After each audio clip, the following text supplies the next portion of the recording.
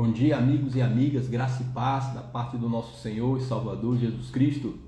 É um prazer estar aqui com vocês mais uma vez, podendo refletir um pouco sobre a palavra do Senhor, que muda, que transforma, que nos guia. Se alguém tiver interesse e tiver uma Bíblia disponível, pode me acompanhar no Evangelho de Lucas, capítulo 6, versículo 43 em diante. Não há árvore boa que dê mau fruto, nem tampouco árvore má que dê bom fruto. Porquanto cada árvore é conhecida pelo seu próprio fruto, porque não se colhem figos de espinheiros, nem de abrolhos se vindimam uvas. O homem bom, do bom tesouro do coração, tira o bem, e o mal, do mau tesouro, tira o mal, porque a boca fala do que está cheia o coração. Jesus Cristo aqui fala sobre a necessidade de coerência entre o que falamos e o que alegamos, né, que somos em Cristo Jesus. Então veja, essa passagem é conhecida porque ele fala, a boca fala do que está cheio o coração. Então a tendência é termos um alinhamento entre o que nós proferimos, o que nós falamos e o que realmente está no nosso coração. É verdade que os homens, né, os seres humanos, se tornaram mestres da dissimulação. Então, muitas vezes, o que falamos não corresponde ao que está no nosso coração, né? Mas é inevitável que, em algum momento, principalmente nos momentos em que somos provados e testados, né, pelas pressões da vida, que vem à tona, por meio de palavras, o que verdadeiramente somos. E aí Jesus Cristo fala que cada árvore ela produz segundo a sua própria natureza. E nesse sentido, Jesus Cristo ele não coloca uma terceira via, um meio termo. Então ele diz que a boa árvore produz bom fruto e a árvore má produz mau fruto. Porque você não pode colher figos de espinheiros e nem de abrolhos se vindimam uvas. Lá está escrito na epístola de Tiago que não pode jorrar da mesma fonte o que é doce e o que é amargoso. Então, as nossas palavras, elas precisam refletir a vida nova em Cristo. Então, a nossa língua, ela não pode ser o último elemento da nossa vida a ser convertido. Então, nós também precisamos de uma língua, né, convertida a Jesus Cristo. E se você é um leitor da Bíblia, já deve ter notado que esse é um tema muito presente, sobretudo no livro de Provérbios, né, que nós vamos citar algumas vezes aqui. Porque a palavra de Deus, né, ela nos ensina que nós vamos colher, né, do fruto dos nossos lábios. Né? O poder da morte e da vida estão nos lábios. Quem bem a utiliza, a língua, colherá do seu fruto, conforme está escrito. Então, está escrito também em Efésios que a nossa língua, né, ela não deve proferir palavras torpes, né, mas a palavra boa que é para a edificação. Então, a nossa língua, a língua do sábio, você e eu que fomos regenerados em Cristo, precisa ser medicina, ou seja, ela precisa ter um efeito terapêutico sobre as pessoas, construtor de relacionamentos, não é, de impulso às pessoas. Precisamos, não é, promover o bem, não é, e encher as pessoas de esperança e não rebaixá-las com a nossa língua. É muito interessante porque eu estava procurando aqui na minha estante e fiz uma vez uma citação dessa pesquisa numa ministração que fiz e eu achei o livro, que esse aqui, Subliminar, Como o Inconsciente Influencia Nossas Vidas, do Leonardo Mlodinow, se não me falha a pronúncia. Esse livro é muito interessante e ele tem uma pesquisa que foi feita com 18 salas de aula e eles pegaram alguns desses alunos e os submeteram a um teste de QI. E aí eles trouxeram os resultados para os professores e falaram, esses alunos aqui, eles têm uma inteligência acima da média. E aí os professores, de posse dessa informação, de quais seriam os alunos com a inteligência acima da média, seguiram as suas aulas, mas dando um enfoque, né, mais específico para esses alunos, né, criando essas expectativas em torno desses alunos. E aí foi feito um teste posteriormente, né, para medir realmente o QI de todos esses alunos. Só que o que os professores não sabiam é que esses alunos, não é, aos quais foram atribuídas, né, habilidades extraordinárias, não é, uma inteligência acima da média, na verdade eles não tinham essa inteligência acima da média, eram comuns. Só que quando foi feito o teste posteriormente, meses depois, houve um aumento de até 30 pontos no QI desses alunos. E a conclusão da pesquisa é o seguinte, é que os homens, né, as pessoas, os seres humanos, reagem às nossas expectativas. Aqueles professores, sabendo quais eram os alunos que tinham uma inteligência acima da média, começaram a ter essa expectativa em torno desses alunos e eles responderam assim, porque eles se encheram de autoestima, começaram a acreditar que poderiam mais do que tinham, porque acreditaram que tinham, não é, uma habilidade especial. Então isso acontece conosco, não é? Quando nós semeamos, quando nós falamos, não é? E principalmente na nossa casa, né, com palavras de afirmação, com elogio, né, quando levamos o outro em alta conta, a tendência é a pessoa reagir positivamente, porque a palavra do sábio é medicina, a palavra de Deus, ela é a verdade e ela não volta vazia. Então eu e você temos um instrumento poderoso ao nosso dispor, que é o uso sábio da língua, sempre para edificação. Não haja entre vocês palavra inútil, palavra torpe, mas a palavra boa, que é para edificação e para construção. Nós, como servos do Senhor, como filhos e filhas de Deus, temos o compromisso de utilizar, né, os nossos lábios, a nossa língua, para, né, elevar o outro, para construir relacionamentos sadios. Né? E a Bíblia, ela nos diz isso. Quando, de fato, somos um novo ser em Cristo, também as nossas palavras, elas se tornarão palavras de bênção. Então a língua também está no projeto de novo nascimento. A língua também, ela precisa ser nova criação.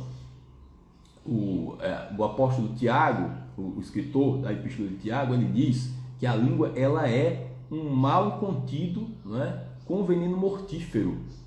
Então, se alguém consegue dominar a língua, também é capaz de dominar todo o resto. Porque veja bem, como diz o ditado, né? Falar é fácil. Então, as pessoas se entregarem a algum tipo de maledicência, ainda que seja aquela mais sutil, acaba sendo algo fácil de trilhar, um caminho fácil de trilhar, se não formos vigilantes. Então, você já deve ter ouvido isso, né? Pessoas que pedem oração, né? E a pretexto de pedir oração pelo outro, ele acaba tendo uma língua maledicente, né? Ele diz que o seu Francisco, você está vendo, né? Vamos orar pelo irmão, porque eu vejo o nosso irmão cair no canavial aí, né? Viu o irmão ali no boteco e eu quero que vocês orem por ele, né? Pela família, para que o Senhor tire esse vício. Quando na verdade o irmão, ele não teve a hombridade de tratar diretamente com aquela pessoa, né? Então, a pretexto de uma pseudo-espiritualidade, acaba expondo as pessoas, né? Quando nós devemos tratar diretamente com elas, como Jesus Cristo nos ensinou, né? Se o teu irmão pecar, vai até ele, você e ele só, e aí você tenta convencer e argumentar para ajudar o seu irmão. Mas a maledicência geralmente é uma conversa enviesada, né? Ela vai colateralmente ali, paralelamente à pessoa que é alvo da conversa, né? A pessoa que deveria ser tratada acaba sendo um tema a ser tratado entre os outros, como se isso fosse resolver, né? Então a maledicência é algo que destrói, né, os relacionamentos e, sobretudo, né, em comunidade de fé, tem um efeito realmente devastador, né?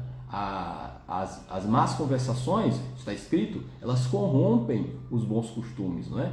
Você tende, né, na verdade, deteriorar todos os relacionamentos, né, naquela igreja, quando nós deixamos de tratar diretamente com as pessoas e acabamos tomando emprestado os ouvidos das pessoas para fazer queixa das falhas alheias, né? Isso é um erro muito grave, nós não devemos incorrer, porque não pode jorrar da mesma fonte o que é doce e o que é amargoso. O nosso compromisso é com a verdade, com o bem, né? Com a promoção do outro e não o seu achatamento e não o seu rebaixamento, né? Muitas vezes também a língua é utilizada de uma maneira arrogante. E a Bíblia também trata disso, né? A própria maledicência, ela no final das contas, acaba sendo uma maneira de comparação com o outro. Porque se você começa a catalogar os defeitos das pessoas, indiretamente você está dizendo que, vejam para mim, eu não tenho esses defeitos, né? Geralmente nós fazemos uma comparação indireta com o que nós somos, né? Somos ferrenhos críticos dos erros dos outros, porque entendemos que eu não faria isso, eu não seria assim, vejam como eu sou bom, né? E isso é muito negativo, porque a palavra de Deus diz que seja outro que te louve, né? E não os teus lábios, seja outro o que te louve, né? E um estrangeiro, mas não a sua boca. Porque nós, na verdade, somos o que a palavra de Deus diz que somos. Então, qualquer tipo de acréscimo, né, que queremos fazer artificial ao nosso currículo, à nossa moral, à nossa reputação, né, isso acaba fazendo com que sejamos mais fariseus do que cristãos. Então, sempre tratamos com a verdade, porque a boa árvore ela produz bom fruto e uma boa semente, não é a língua utilizada de maneira criteriosa. Com ela nós podemos elevar a qualidade dos nossos relacionamentos, com ela nós podemos semear o bem. Não é? Jesus Cristo, ele ou tratava, não é, para levantar das pessoas, para restaurar os relacionamentos rompidos com ele, com Deus, não é? Mas também tratando na verdade. Então, às vezes, nós somos muito movidos, né, pela necessidade de popularidade. Daí a nossa resistência, muitas vezes, de sermos diretos com certos temas, com certos assuntos, porque não queremos que o outro se desgoste conosco ou não queremos tratar, né, com situações mais delicadas, né? Ninguém quer chegar e falar com o outro a verdade para depois receber do outro lado uma hostilidade, né? Então acabamos não nos comprometendo com essas coisas. Mas Jesus Cristo, ele nos ensinou a, se necessário, colocar o dedo na ferida. É evidente que em certas situações e com certas pessoas nós não temos entrada, né? Então pode não ser prudente eu tratar de certas questões com pessoas que não são lideradas por mim, que não são minhas amigas e que não estão no meu ciclo de convivência. Mas se estão, é necessário que eu e você tenhamos essa coragem, né? Porque amigo é aquele que fala a verdade, né?